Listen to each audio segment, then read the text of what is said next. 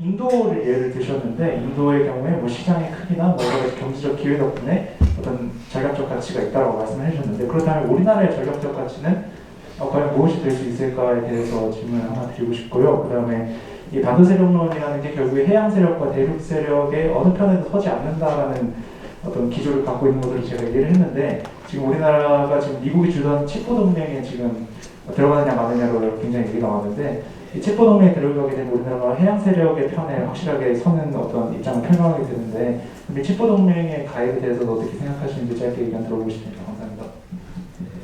훌륭한 질문 감사합니다. 네, 아주 수준이 훌륭한 질문 좋겠습니다. 제가 이런 이야기하면 사실 노무현 대통령께서 동북아 균형자론을 이야기하니까 조중동 이런 데서 막 비아냥됐습니다. 뭐 네가 건방지게 무슨 동북아 균형자냐, 대한민국 주제가 민주당과 노무현 대통령을 조롱하는 그런 보수 언론들이 많았습니다.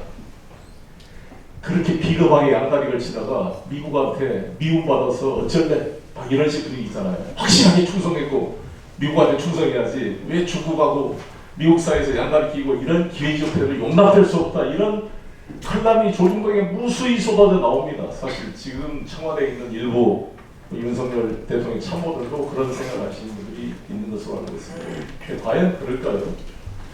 제가 만나본 인도, 싱가포르, 싱가포르 같은 경우도 여러분 완전 미국의 사실상 동맹국 아닙니까? 싱가포르 대사하고 제가 친한데 만나보면 다 이야기합니다. 싱가포르 총리가 하는 인터뷰 봐보세요.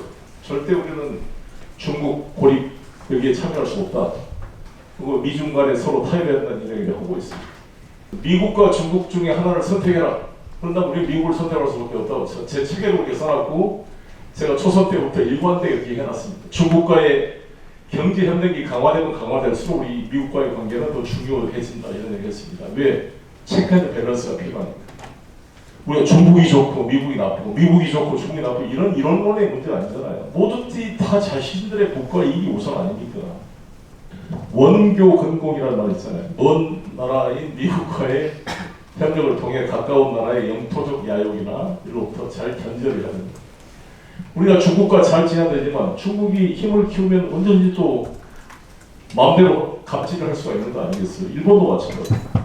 그런 견제 균형이 필요하다는 말씀을 드리고 인도는 12억의 인구가 되고 큰 덩치니까 그렇게 비동맹 외교라든지 균형자론을 말할 파워가 있지만 이 분단된 조그만 대한민국이 뭔 네가 있다고 감히 이렇게 배짱을 부렸느냐 이렇게 반문을 하실 거예요. 그게 저는 남북관계라고 보는 거죠. 김대중 대통령 때 아마 우리나라 역사상 처음으로 자주적인 외교를 이렇게 펼 것 같아요. 우리가 남북관계를 풀어내잖아요. 미국 CIA나 미국 모든 사람이 남쪽에 와서 들으려 옵니다. 북한이 무슨 말 했는지, 뭘 파악했는지 알려고 옵니다. 일본도 귀동냥을 했습니다. 우리가 남북관계가 닫히면요, 대한민국 존재는 별로 의미가 없어요. 아니, 미국이 북한을 지금 다뤄야 되는데 대한민국이 북한에 대해서 아무런 영향력이 없어. 그럼 무슨 가치가 있을까요? 북한 입장에서도 대한민국이 아무런 역할을 못하면 통미봉남, 미국과 직접 협상하지 대한민국 무슨 필요가 있어요? 그렇게 되는 거 아니겠습니까? 이해가 되십니까? 그럼 왜 북한이 중요하냐? 미국 입장에서는 북한이 지금 ICBM, 인터컨티넨탈 bomb 미사일이라는 대륙간 탄도탄을 쏠 능력을 가진 나라, 유일한 나라예요. 미국 본토는 지금까지 단 한 번도 적의 공격으로부터 노출된 적이 없습니다. 물론 2차 대전 때 가미가제 일본 진주가 습격이 있었지만 오늘 진주가 아니고 하와이고 미국 본토가 공격받아본 적은 한 번도 없어요. 미국은 항상 다른 나라에 전쟁을 했지 자기 나라 영토에서 전쟁을 한 적이 없습니다. 그런데 미국과 국교가 수립되지 않는 미국의 적대적인 나라인 북한이 미국 본토에 대륙간 핵탄도탄을 쏠 상황이 되는 것은 용납될 수 없는 미국 국가 안보의 위협입니다. 그렇지 않겠습니까? 이럴 수가 없잖아요. 지금 러시아와 중국은 미국과 국교 관계가 수립되어 있는 거잖아요. 거기 물론 ICBM이 있지만. 그러니까 미국으로서는 둘 중에 하나를 해요. 북한을 폭격해가지고 핵시설을 파괴하는 외과적 수술처럼 연된 핵시설이나 지하 핵시설을 벙커버스터로 폭격해서 없애든지 아니면 타협을 외교가 둘 중에 하나를 해야 돼요. 그러니까 북이 이제 6차 핵실험인데 7차 핵실험을 하잖아요. 그 다음에 대륙간 탄도다. 롱 레인지 미사일이라고 하죠. 롱 레인지가 어떻게 되면 500km 이하가 단거리 미사일이고 이 사거리가 500km부터 5,500km까지가 중거리, 5,500km 이상을 장거리라고 표현합니다. 근데 우리나라 평양에서부터 괌까지가 3,400km예요. 8,000km 넘으면 샌프란시스코 저쪽 이제 캘리포니아 쪽으로 갑니다. 그러니까 과연 대기권에 나갔다가 재진입할 수 있냐가 논란이 있지만 현재 어찌됐든 지금 북한이 ICBM까지 가능한 것으로 알려져 있고 핵무기를 가진 것으로 알려져 있기 때문에 매우 미국으로서는 중요한 해결하지 않으면 안 될 중요한 과제가 되는 것입니다. 그러니까 트럼프가 김정은을 직접 만나지 않았겠습니까? 그래서 저는 이 남북 관계를 풀어내는 것이 매우 중요하고 한미동맹과 남북 관계는 상호 상충되는 면도 있지만 이 상충된 것을 서로 보완되게 만드는 게 우리 대한민국 외교의 능력입니다. 그것을 만들어낸 사람이 김대중 대통령이었다고 봅니다. 그것을 이었던 게 노무현, 문재인이 해갔는데 지금 윤석열 대통령께서 그런 필요 없고